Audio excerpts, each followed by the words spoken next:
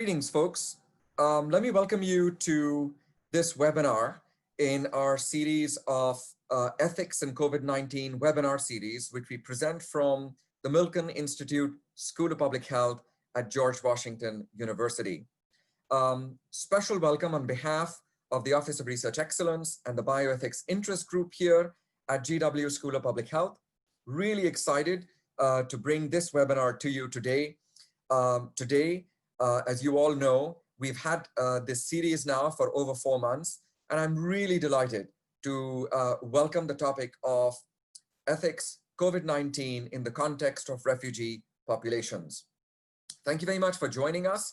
As usual, we will be starting on time. Shortly, I'll be introducing our panelists for today. Just a reminder that we will be closing our room at approximately 12:10. If you have any colleagues who are still waiting to join, please let them know that they have 6 or 7 minutes to get inside the webinar. And please note that we request everyone identify themselves with a first and a last name for security purposes. Otherwise, my colleagues will not be able to let you in to the main webinar. Also, please note the chat board is available throughout the webinar for you to post comments, questions, reflections, and join in the discussion. That's a very important element of these webinars. I hope and welcome all of you from around the world to this webinar on refugee populations. Ladies and gentlemen, we've been exploring the impact of COVID-19 around the world and some of the ethical issues that it has not only created, but also unveiled. Many of them have been present with us for a long time, but now, as a result of this pandemic, they have either become more acute or we have the opportunity to raise those issues, whether they pertain to social justice or to research ethics or to public health ethics. And I'm delighted today that we will be exploring this notion of the impact of COVID-19 on refugee populations. My panelists today are experts in that field. They know a lot more about that than I do and will be providing opening reflections. Please note that my colleagues will be producing announcements on the chat board. If you are a student and in need of credit, you will be given that opportunity through this webinar as well. Let me begin by introducing our first panelist for today. And even though both of them have very large CVs, I'm going to limit my introduction. I'm delighted to introduce my colleague, Professor Ron Waldman.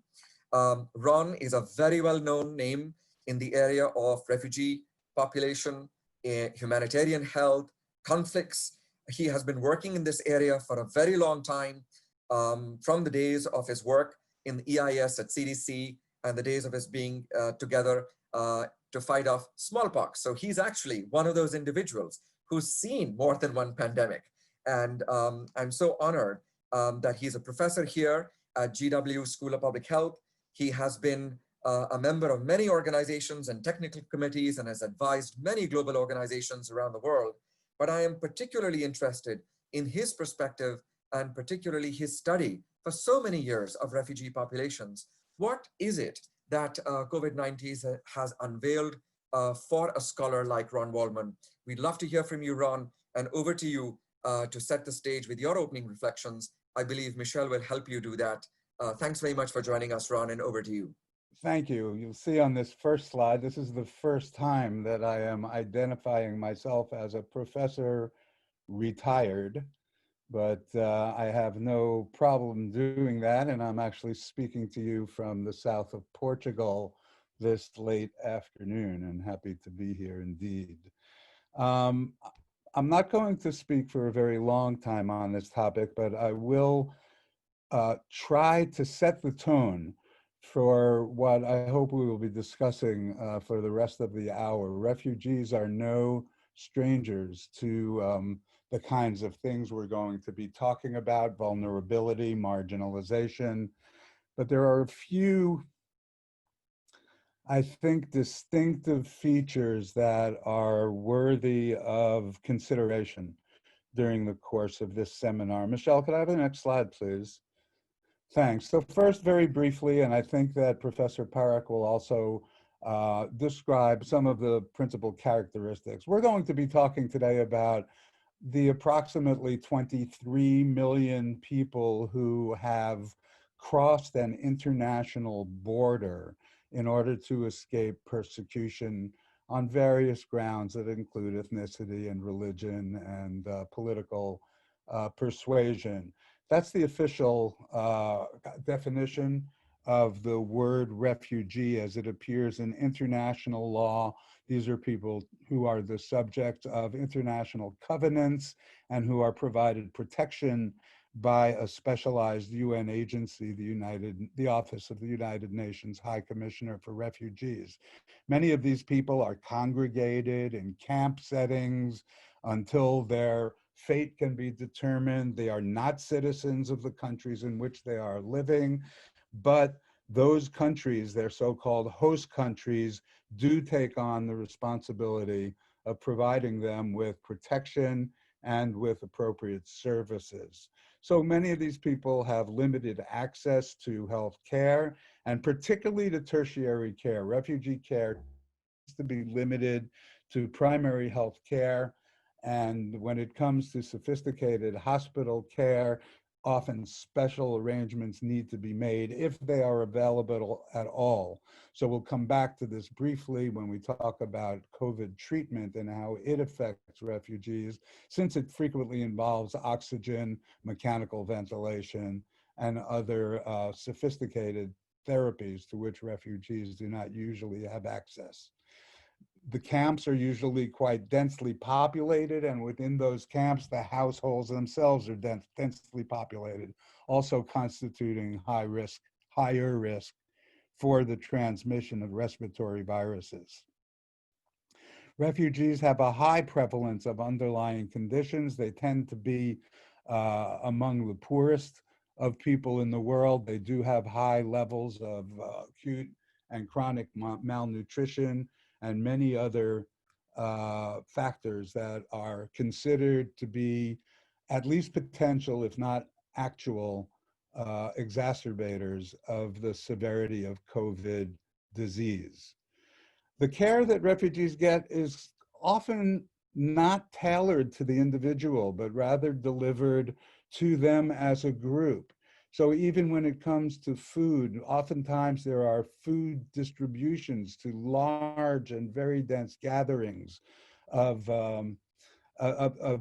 people who are actually many times traditionally, although things are changing now, but traditionally you would get people lining up to present a card that entitles them to a weekly or a monthly ration. When I say lining up, I mean the image you might have in mind is one of when we stand in lines in the airports to check in our bags, you know, that kind of, I would say, almost corral-like experience that individual human beings have to put up with just to get a basic item of survival like food. Refugees are not always subject to the routine expanded program on immunization that the countries in which they are at least temporarily settled might run for their normal or regular population, but instead they're subjects of mass vaccination campaigns when many people are brought together and vaccines are delivered without attention to the individuals. So few instructions are given to the mothers of children, for example, who are just, even informed voluntary consent is a rarity in many of the public health programs, which are run presumably for the benefit of refugee populations.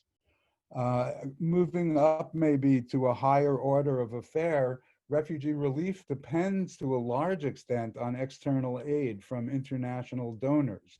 The UNHCR that I mentioned is dependent on donations from the donor countries.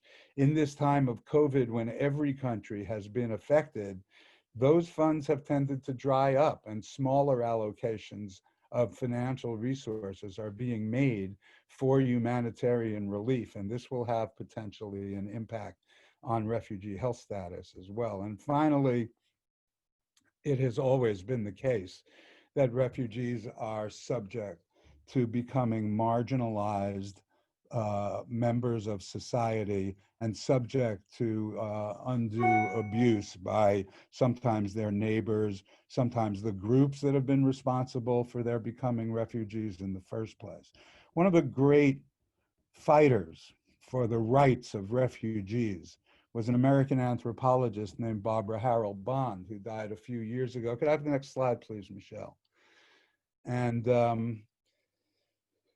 Barbara Howard Bond wrote a seminal paper called Counting the Refugees, in which she said that it was an insult to the dignity, to the human dignity of refugees, to make sure that we had exact counts of how many of them there were, even though she recognized that knowing how many people were in a particular population might be necessary to be able to know how much food they needed, how much medicine they needed, how much of other things were needed. She felt that there were many reasons why refugees would not want to be counted, because by being counted and identified, you can become a target, and refugees tend to be scared and fearful of authorities.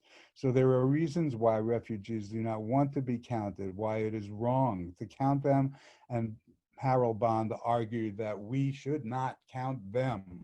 Contrast this with the needs of public health, of course, in the times of a pandemic, but even all public health and its reliance on determining numerators and denominators as exactly, as precisely as we can.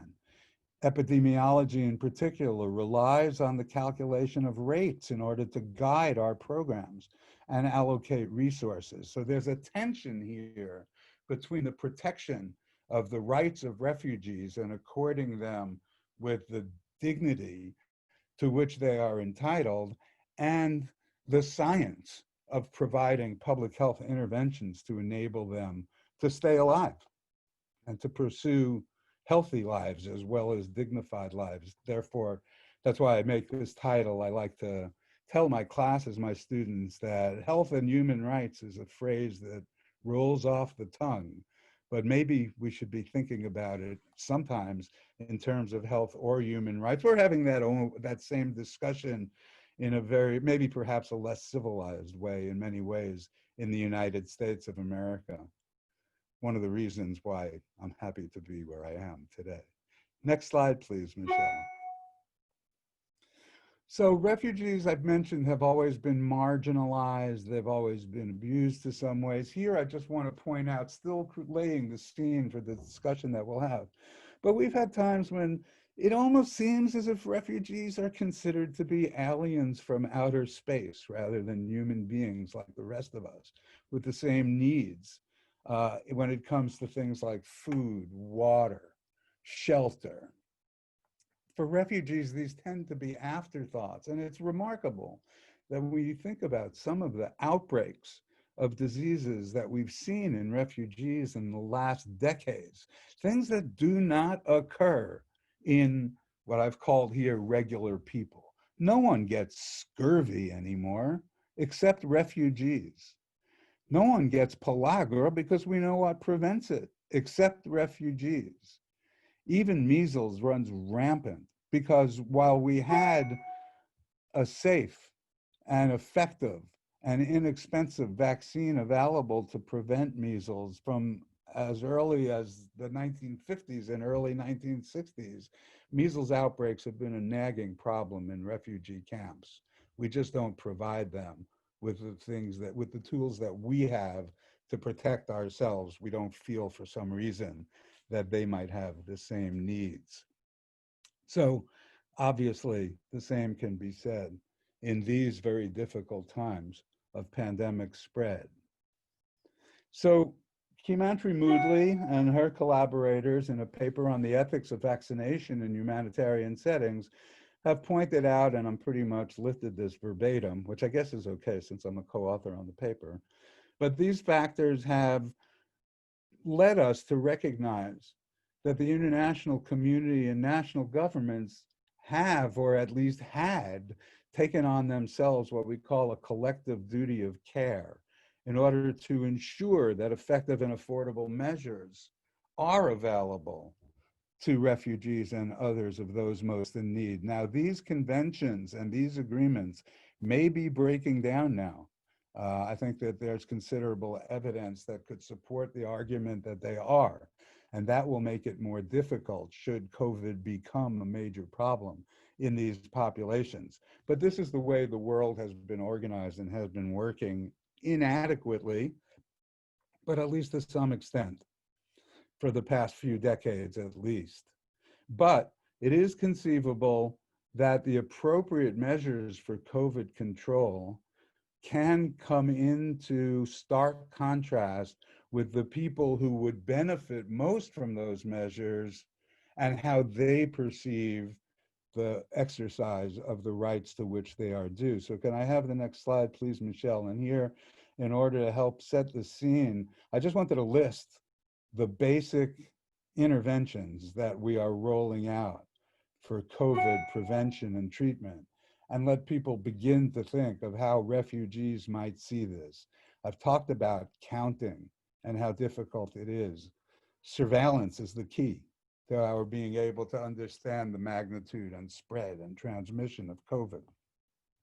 Testing is an invasive procedure that may be perceived as impinging on the dignity of refugees. Quarantine, well, I think many people would say that they're already in quarantine, particularly if they're in those 25 million people that are in camps. Now, I didn't mention that there are over 40 million people who are not refugees, but are basically living the same lives as refugees. They're what we call internally displaced people. So we throw the term refugee around, but I've given it to you today in its stricter definition, legal definition of people who have crossed an international border. But many people are trapped within their own countries, yet forced to flee from their homes and in grave danger. So quarantine and isolation, these are things that are not alien to refugees. I've mentioned the difficulties of treating for COVID without drugs specific to specific antivirals, and the need to rely on sophisticated tertiary care for life-saving measures. For prevention, we have the non-pharmaceutical interventions of social distancing, masking, and even hand hygiene, concepts that would be quite alien to people living the existence of refugees.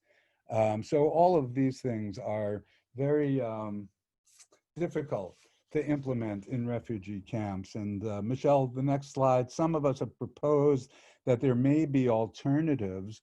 Doing all of those things on the previous slide we know is what should be done to control the spread of COVID.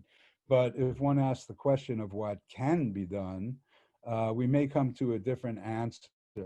And there may be different ways, and maybe it'll come out in the discussion afterwards. I'm a proponent of a concept that we've published on called shielding, by which the most vulnerable of the vulnerable, namely the elderly and people with underlying conditions, can perhaps be separated in one way or another, not by us, but by the refugees themselves, if they're helped to understand the concept of non-pharmaceutical interventions.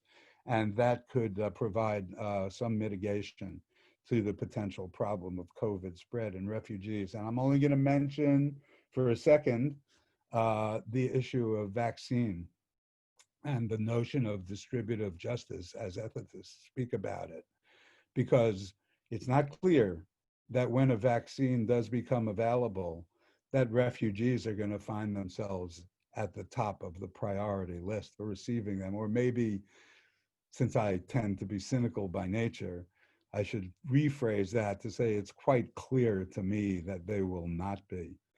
But if some vaccine allotment is made for refugees and others internally displaced, as I've mentioned, there still becomes a problem of what to do if there isn't enough vaccine for these individuals. Who's going to make the decisions as to who should get the vaccine first and who should get it later? Is it going to be the UNHCR? Is it going to be the donor agencies? Is it going to be the vaccine distributors? I'm sorry to say, but in my experience, I can tell you that amongst the people least likely to be making these decisions are the refugees themselves, who are the ones who the decisions affect the most. So I just want to leave that there, and I hope I've been able to set the tone a little bit for the rest of the hour and turn it back to Adnan and to Professor Parekh. Very much, Ron. That was really a great start to our discussion. Um, I think defining the risks that refugee populations face, you're bringing in the human rights perspective, and I love the connotation of regular people as the counterfactual to refugee populations. But also, you're reminding us about the principle of duty of care, and I think we'll come back to some of those issues. So thank you very much for setting the stage. And I want to introduce our next panelist and will request her to put up her slides as I'm speaking. I'm really excited to welcome Professor Serena Parekh. Professor Parekh is an associate professor of philosophy at Northeastern University here in Boston. She is the director of the Politics, Philosophy, and Economics program. But I think most importantly, Serena has published a book on refugees and ethics of forced displacement. That was about 3 years ago. And she has a new book coming out on No Refuge, Ethics and the Global Refugee Crisis. So I think this is a really great time for us to hear a little bit about your perspective, Serena, particularly as you have interest in philosophy. And I was very happy to hear about global justice issues, which I think are fundamental to this discussion. So welcome to our webinar, and over to you for your opening reflections. Thank you so much. It's really a pleasure to be here and be part of this conversation and to be able to kind of contribute to and maybe build upon some of the points that Professor Waldman just made. So my name is Professor Serena Parekh, and I'm a philosophy professor at Northeastern University in Boston. And it's a little bit unusual for a philosopher to be talking about refugees. I mean, it's not usually a topic that philosophers write about. But I've in fact have a book coming out in about a month or so on this topic. I have another one that's more oriented for philosophers, but the book that's coming out in October is meant to be a sort of general interdisciplinary book that addresses some of the issues I'll talk about today. Oh dear. So let me jump right into it, because I only have a short period of time to speak. So there are a lot of issues connected to refugees, COVID-19 and ethics that Professor Waldman introduced us to and mentioned a few of them. I'll also mention a couple of issues just to keep on the forefront of our mind with a little bit deeper of an emphasis. However, what I'd like to do in this talk is to use COVID-19 as an opportunity to go deeper into thinking about the ethics of our treatment of refugees around the world, and to think about the background conditions that give rise to the extreme vulnerability of refugees that we've already been introduced to. So let me break down two refugee populations. The first are refugees who are living in camps or in informal urban settlements. So globally, about half of refugees live informally in urban centers, and about half live in camps. Depending on the country, it's going to be more or less. As we've already heard, the conditions for refugees living in camps are very, very challenging to begin with. There's often a lack of sanitation when they're, and of course we know that all the things we need in order to prevent or reduce the spread of COVID-19 are not available in camps. So you see a picture, I hope, of a young girl who's washing her hands very happily. But you can even see how rudimentary that hand washing facility is, and it's certainly not as widely available as it needs to be. The overcrowding, the lack of access to healthcare are problems that are going to make any kind of health intervention around COVID-19 and refugee camps extremely dangerous, extremely hard and difficult. Now, if you're a refugee and you've had the good fortune of applying for and receiving resettlement to a country like the United States, well, COVID-19 has put that on hold as well. So there are refugees now who have gone through a grueling 5-year resettlement process. We're about to get on a plane to come to the United States, and that was halted in March and hasn't been restarted yet. And urban refugees face maybe an extra challenge. As we know from essential workers in the United States, if you have to keep working, you're likely to keep going to places that you might be susceptible to catching the virus. And this is true for urban refugees. Fewer than 1 in 10 urban refugees have access to help from the international community. So their only access is through work. So what do we owe to refugees living in this situation? So they are there, they're often being funded by international organizations, they're being hosted by some of the poorest countries in the world.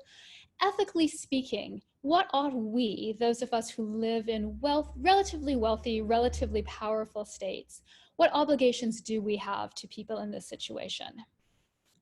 Now, a second group of would-be refugees are asylum seekers. And asylum seekers are people who have already entered the country they hope will give them asylum. So think, for example, of Syrians crossing the Mediterranean into the European Union, or Central Americans going through Mexico to try to seek asylum in the United States. When COVID-19 struck, of course, borders were closed in order to prevent COVID-19 from crossing borders and infecting domestic populations.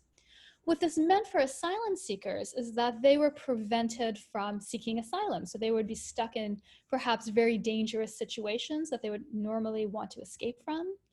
Or they escape and they come to the border and find that they are not being allowed in, and so are forced to stay at really rudimentary kinds of border camps. Some are being simply stuck at sea. So we have migrants leaving from Libya, coming from all over the world, and being rescued at sea, but not being allowed to dock for long periods of time, or being sent back to really atrocious conditions in Libya. And in the US and in other countries as well, asylum seekers are simply being put into detention. The picture in the background of this slide is a makeshift border camp in Mexico. It's as part of the Remain in Mexico policy that we've instituted for Central Americans who try to seek asylum in the United States.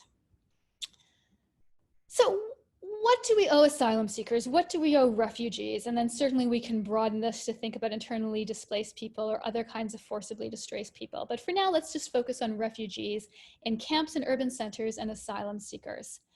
And as I mentioned, I'm a philosopher, and thinking about our moral obligations is what I do. And there are many different answers to this question that have been given historically.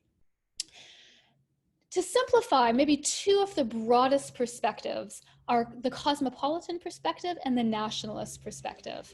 And I think many people are familiar with the cosmopolitan perspective. Certainly in non-COVID-19 times, this is probably the perspective that informs most healthcare policy, which says that we have a duty to help people because they are human beings, not because of a particular relationship they have to us, such as their citizenship. Now, nationalism, of course, gets a bad reputation, but some philosophers at least have argued that there's a morally defensive kind of nationalism that says national identity matters. It matters that we care more about our fellow citizens that are non-fellow citizens because we share a special relationship to them. So in the case of COVID-19, you may think, well, it seems that the national perspective has won. It seems like, now that we are worried about our economies, we're worried about our country getting a vaccine, we're worried about our people getting enough tests, that when push comes to shove, what matters is our own country, our own people. And so we have fewer resources left to care about refugees, fewer resources, I think, both financially, but also in terms of our own empathy. We're just not thinking about refugees in this context anymore. But I want to suggest that this is not quite right, that the nationalist perspective that says, well, under times of crisis, it's okay for us to take care of our own people, and we should, of course, care about refugees, but only once we have the time, once we have the mental energy, once we have the financial resources, once we get our economies back and running, we will think again about refugees. I want to suggest that this is the wrong way to think about things. And in fact, in my book, No Refuge, Ethics in the Global Refugee Crisis, that's coming out in about a month, this is precisely what I suggest. And I apologize for this shameless self-promotion here. But I do think it's a position that is actually very important to inform a lot of our discussions around our obligations to refugees right now. So let me just throw out my general idea, and I'll leave it for you to consider and conclude after this. But what I argue in my book is that our moral obligation to refugees stems from our relationship to the background conditions that put refugees in this incredibly vulnerable position in the first place. In other words, we, as members of relatively wealthy, powerful countries, are in important ways responsible for the situations refugees find themselves in normal times, as well as during COVID. And this gives rise to a moral obligation to help them, despite what may be more pressing from a nationalist perspective. And notice I'm also not arguing from a cosmopolitan perspective that we should help refugees just because they're a human being. I am actually suggesting we should help refugees because of a specific relationship that we have to refugees that have evolved over time. So what do I mean to say that we are responsible for the situation that refugees find themselves in? Briefly, most refugees will remain in the global south, in cities or in camps, for decades, with a less than 1% chance of ever being resettled. Those who find this intolerable and seek refuge in the US, Australia, and the EU must risk their lives, their health, their safety, and spend their life savings on smugglers in order to exercise the right to seek asylum, which is considered a basic human right. Many, of course, die trying to seek asylum. This outcome is the result of policies that have been set over long periods of time by wealthy, powerful countries that view refugees as a problem for others, people who should be kept away and contained elsewhere. We can see this, for example, in our policies that prioritize securitizing borders, not just during the COVID crisis, of course, but for decades. Our deterrence policies that make things like canceling search and rescue missions, detaining asylum seekers and taking away their children, simply a matter of fact rather than human rights violations. And all of these, if we take the situation as a whole, they all contribute to the fact that most refugees cannot gain refuge. That is, they cannot access the minimum conditions of human dignity. So I don't mean to suggest in any way that this is the result of any one country deliberately, intentionally setting out to have this outcome put in place. But nonetheless, we've all contributed to this injustice, which should be understood as a structural injustice, not a direct intentional injustice. And so it's our contribution, the role that we play in this outcome and the benefits that we derive from it that ground our moral obligation to refugees once we become aware of the situation. So what should we do? If we have moral obligations to refugees, how do we begin to think about this concretely? And what I would like to suggest is that the first thing is to realize that we are not just being asked to help refugees, like the Good Samaritan who comes across an injured person at the side of the road. Normally, this is how our obligations to needy others is framed, right? Here's somebody who's helpless and in need of help, and they have no connection to us, and we come across them and we're being asked to help. What I think we ought to take much more seriously is the ways in which we are interconnected and in part responsible for the situation that renders them vulnerable in the first place. So minimally, thinking about it in this way, we ought to allow asylum to continue, we ought to reinstate resettlement processes, and certainly we ought to end the detention of people seeking asylum when we're able to do so, for example, in the US. The DRC, the Democratic Republic of Congo, have themselves allowed refugees to enter. They paused it temporarily, and they've since allowed refugees into their country after a 14-day quarantine. So it's clearly not impossible. And then the DRC, who has much fewer resources than a country like the US or the European Union, if they can do it, it seems at least plausible that we can. But that's not the only thing we should be thinking about. We shouldn't only be focusing on resettlement as a way to help refugees. We ought to really take care about and think about how our policies contribute to refugees in camps. So we ought to do a much better job funding healthcare, exactly as Professor Waldman describes, sanitation, dedensifying. And I'd also like to stress one of the really important things is that we have to let refugees be agents. So this is going to entail putting a much bigger emphasis on education for refugees. So education around the virus, around how it's spread, around the kinds of things you can do to mitigate it. And to the extent possible, let refugees lead rather than enforcing public health measures that are sort of heavy-handed and top-down. And I think that's just the minimum we should be doing in the immediate. The long-term question is to think about what we can do to challenge the structural injustice of the refugee system as it is, the system that puts most refugees in camps or leaves them without aid in urban centers, or ask them to risk their lives and their savings in order to seek asylum. Those are the three real options that refugees have in the 21st centuries. None of them allow them to access the minimum conditions of human dignity. And that, I think, is the fundamental injustice at the heart of what we should be talking about. Thank you. Great, thank you very much, Dr. Parekh. That's a fascinating review. And yes, I already mentioned the book, so you're just following my protocol there. Really appreciate both you and Professor Waldman for that introduction to some of the ethics and issues around COVID. We are getting more and more comments and questions in the chat board, and I'm going to direct specific ones to each of you, but feel free to jump in. Ron, I really want to start with you about something you said towards the end about the 40 million who aren't actually under the strict definition of refugees.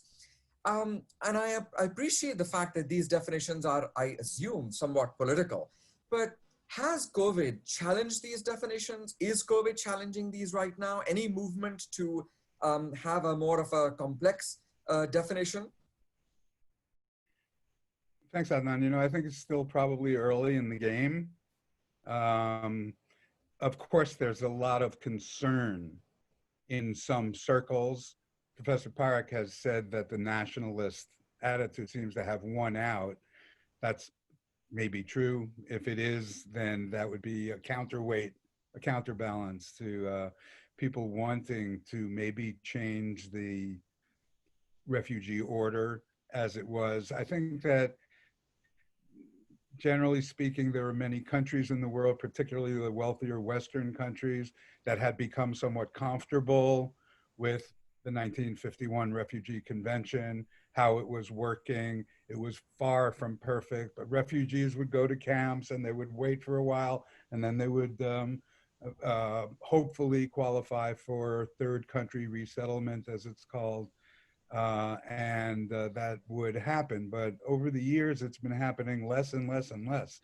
So the average duration of refugees in a refugee camp has gone from something like 18 months to close to 20 years now. It's become a rare event for people to be able to change their means of existence.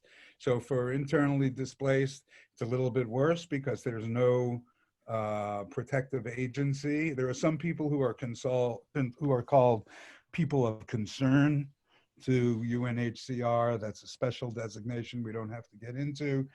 But internally displaced people can frequently be, as is the case in Syria, in Yemen, and in some other countries, parts of CAR and others, they can be subjects of governments that are not their friends, that are out to get them. And this means that they have basically no protections at all from any government authority. Of course, we think that should change. Of course, there need to be more protections put in place. So hopefully COVID may allow, you know, there's been some optimism heard in some circles in regard to our ability. We have the opportunity now to build back better. You know, again, I said before, I developed this kind of cynical bent, and I've kind of heard these phrases before. I hope that they happen. I hope that they happen. Thank you. Thank you. So Serena, in a very simplified framework, if you have a box and you keep putting in water, but you don't remove water, the box overflows. So if you have camps, which according to Ron are increasing the input into these camps and to these refugee situations, and there's no output on the other side, clearly this is a huge issue. You have, you've talked about why certainly perspectives of capitalism and nationalism are important in this, but talk to us a little bit about the justice frameworks that will operate in this context, because I think that's fundamental to understanding this complex situation with the average duration going to 20 years. Yeah. So Professor Waldman referred to the fact that sometimes it seems that refugees are treated as aliens and seem to not count in any way, in any meaningful way in our policies and even in our moral consideration. And I think that's actually at the heart of what's going on. There other scholars of refugees have put forth a number of very creative ways in which they could unpack the box, as you put it, and find alternative solutions to temporarily housing refugees. We don't seem interested in doing any of that. So politically, Alex Alienkov has mentioned, it's actually 20 million people. It's not that many people in a world of, 6 billion. Like, we could find a home for them if we wanted to. Plenty of people have put forth suggestions of ways to do this. None of them, by the way, there's a question about forcibly returning people. None of them involve forcibly returning anybody, which everybody would agree is a gross injustice and human rights violation.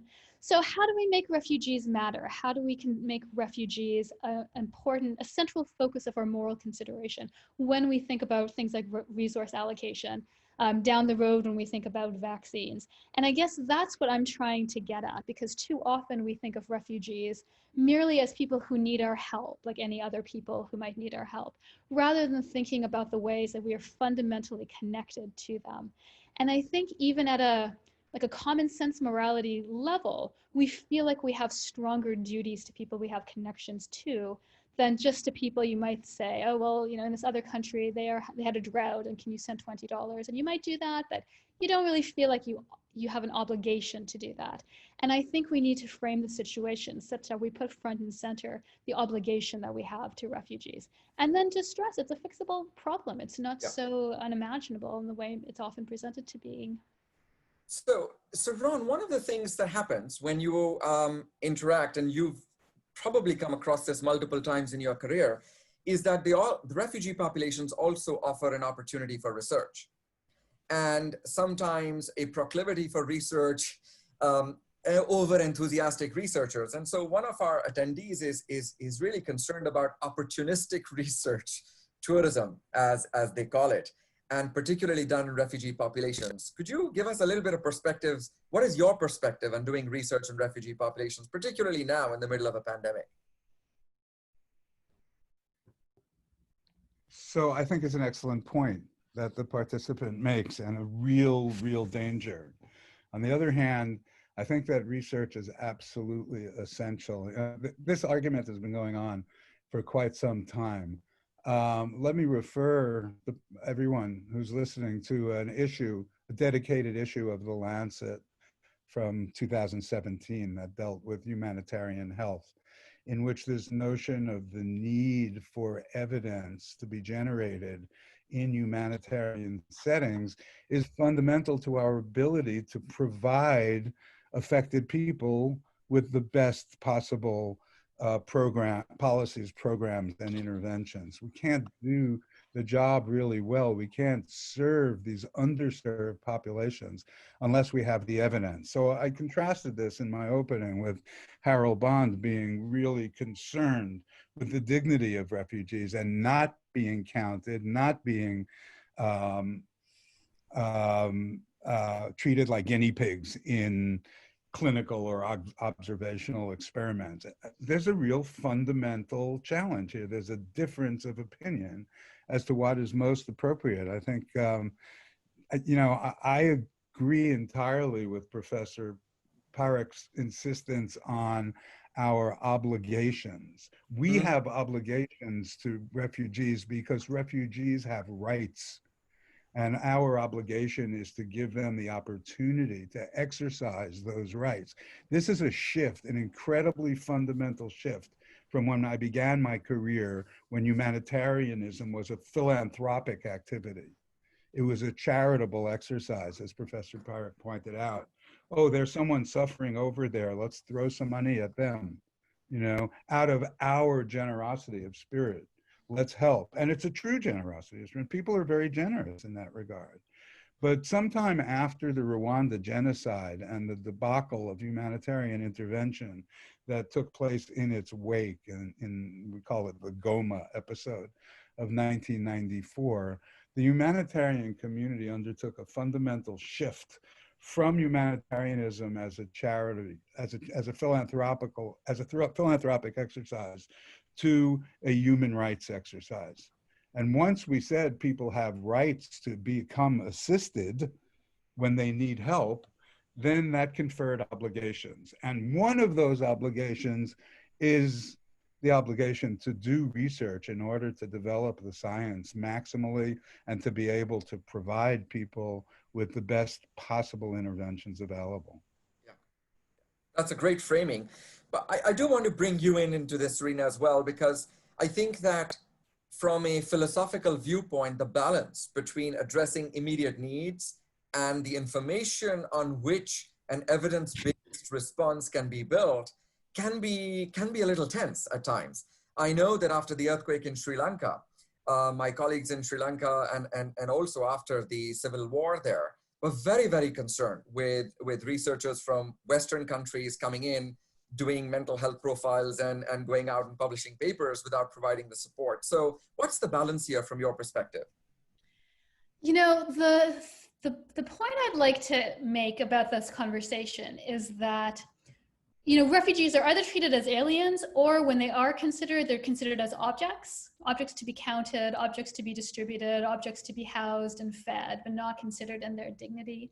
And is there a way that we can actually engage with refugees that maintains their agency, their ability to speak as for themselves, their ability to act according to their own wishes, and not merely be representatives of the type of refugee? So so I think that's an important point when we think about refugees. What do we owe refugees? The main thing, among the main things we owe them, is the ability to themselves be agents in this discussion and in the outcome. And I know people who do research on refugees are very aware of this and are very cognizant. And I think the pressure from funding organizations and from governmental organizations to be more objective, to objectify refugees, is a strain on things. And I feel like one of the conflicts for refugees, for people who care about refugees and study refugees and work on refugees, is that you have to, in effect, objectify them in order to get resources, in order to get publications. And yet what you want to do is to be able to make them agents, to allow them to seek their own, you know, the conditions of dignity on their own, and to exercise their humanity in that sense. So it's a tough balance, to put it mildly.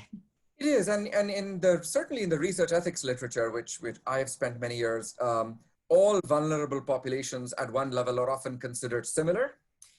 You know, the poor, the disenfranchised, the disabled, the refugees, prisoners. But at another level, the particular ethical context of each populations become increasingly important.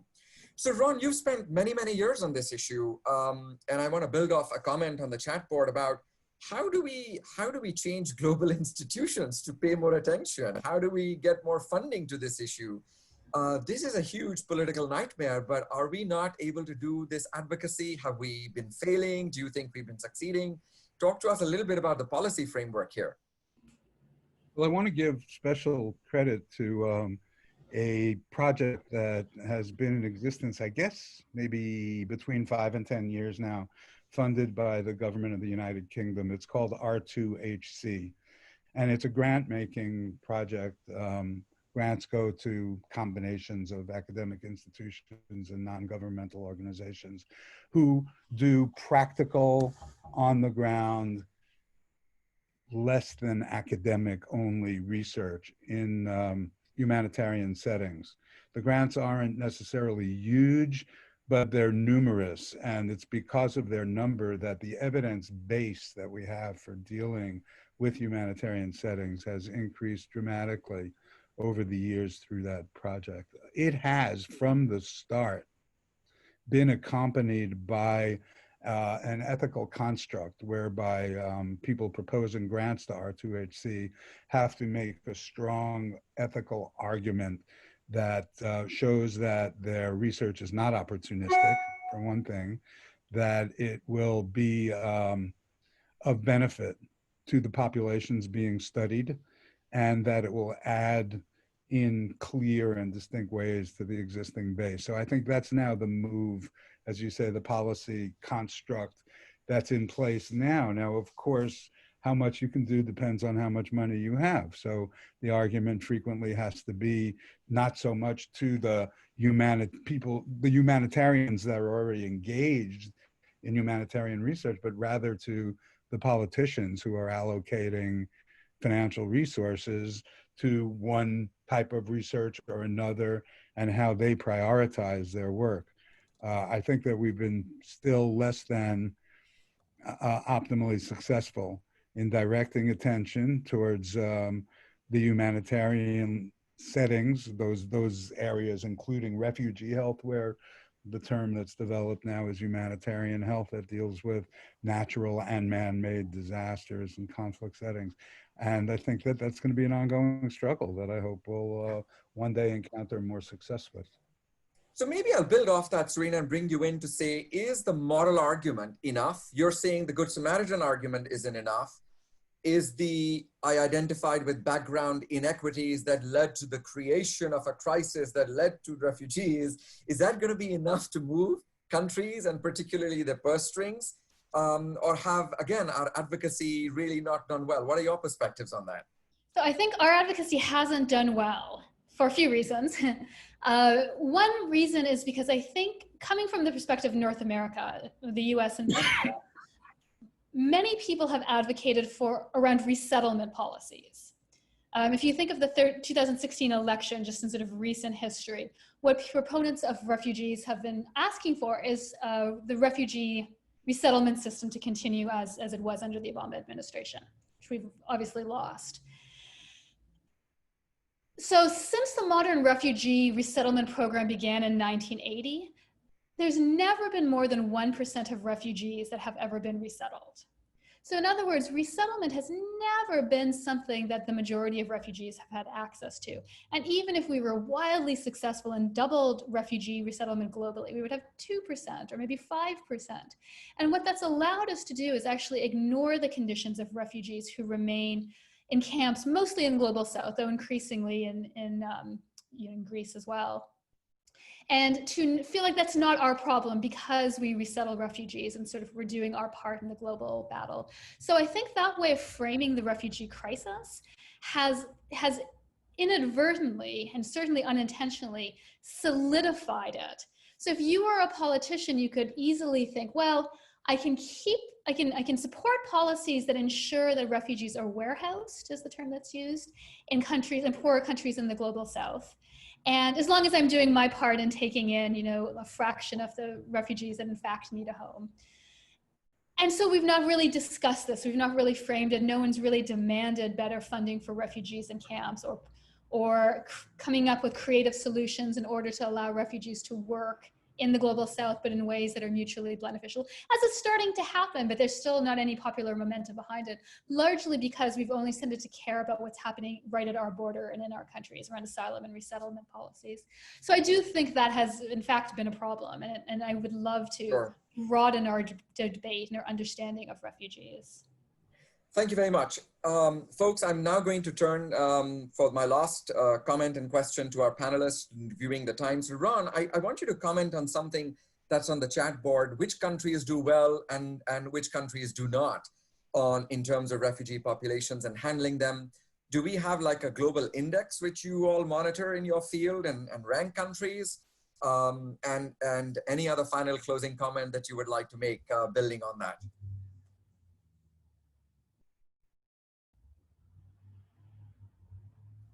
Ron, I believe you're on mute. I think you went on mute a couple of minutes ago.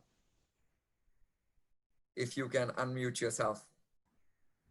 Okay, sorry. Thanks for the question. I did want to get to this before the end. I don't know if there's a ranking. I think, since UNHCR is a UN agency, it wouldn't surprise me if there were. But it's a problem when it comes to the countries that would be on that ranking, and that's what I want to stress. Because everything we've talked about so far just points to the fact that the whole refugee assistance regime under which we're living has its roots in colonialism and continues to be a colonial enterprise with people, and thank you, Professor Parekh, for using the term Global South a number of times in your last intervention, because there's a huge distinction to be made between who's got the power and who doesn't. And the power, even in humanitarian relief, seems to be concentrated in a few wealthy Western, northern countries. And so I'm hoping to see change through what's now called the grand bargain. Something that came about at the first and so far only global humanitarian conference, at which the donors announced the intention to shift resources, shift finances, shift funding away from northern institutions like the NGOs whose names we're familiar with, and put more agency, thank you again for the word, Professor Parekh, in the hands of Southern institutions and hopefully in the hands of refugees themselves, where it belongs, because why should we be making decisions for them? Right. You know? So hopefully when the next time, or maybe it would be the first time, that a refugee assistance ranking came out, we would find a whole bunch of new names at the top, led by countries that are hosting refugees themselves, and within those countries, led by the refugees themselves. This needs to be much, much more of another popular phrase that's come up recently, community engagement enterprise, than a philanthropic enterprise led by wealthy people from the North. Well, thank you very much, Ron. That was great. And for your last minute, Professor Parekh, a comment on language. Is the word refugees in itself discriminatory, as there's as a comment on the chat, and anything else you want to add to that? Yeah, that's a great question. I struggled with that. So the broader term forcibly displaced people, I think, is more encompassing because it has the forcedness in there, and refugees has kind of become a, it's so bound up with connotations in different countries as to have some negative implications. And of course, people think of the refugee as being sort of pathetic, weak, disidentified, as a person lacking in agency. But I don't know what better term to use, because it has the resonance it does with the majority of people. It already taps into an understanding that there's somebody in distress, somebody who needs help, somebody who's fleeing. So I don't, I think one thing I had hoped COVID-19 could do for refugees, as it has done for essential workers and for prison populations and other vulnerable populations, is to expose their vulnerability, as you mentioned when you started talking, and the injustice around how their normal conditions are. I had hoped that same thing would happen for refugees around COVID-19. All of a sudden people would start saying, what? They live like how in refugee camps? That's terrible. But certainly we're going to have more and more climate refugees emerging onto the political scene, as we're already seeing to some extent, and emerging not merely from Bangladesh and from other countries in the South Pacific, but as well from Florida and from other countries, other places that are more closely linked to us. So I think a lot of our scrutiny will have to be, we'll be scrutinizing how we talk about this new group of people who is going to be in need of our help, forced to flee their home country, et cetera, in the next decade. Well, thank you. Thank you very much for that, Professor Parekh. And ladies and gentlemen, we've come to the end of our time. I hope that this conversation around ethics, COVID-19, and refugee populations has been useful to you. Certainly, I've learned a lot. I want to thank Professors Waldman and Parekh for joining us today, for sharing their ideas and their perspectives. I think we've covered everything from the philosophical basis of considering this situation to looking at the practical realities and to languages and looking at ethics and human rights as well. I do want to remind folks that in 2 weeks from today, on the 15th of September, is our next Ethics and COVID webinar. We are now going on an international journey looking at ethics and COVID issues. We will start with East Asia on the 15th of September, and we will go around the world over the next few months looking at how ethics and COVID issues are coming up. So thank you very much for joining us today. Really appreciated you, Professors Waldman and Parekh. Thank you again for your contributions, and looking forward to seeing folks in 2 weeks. Bye now. Take care. Thank you very much. Bye. Thank you.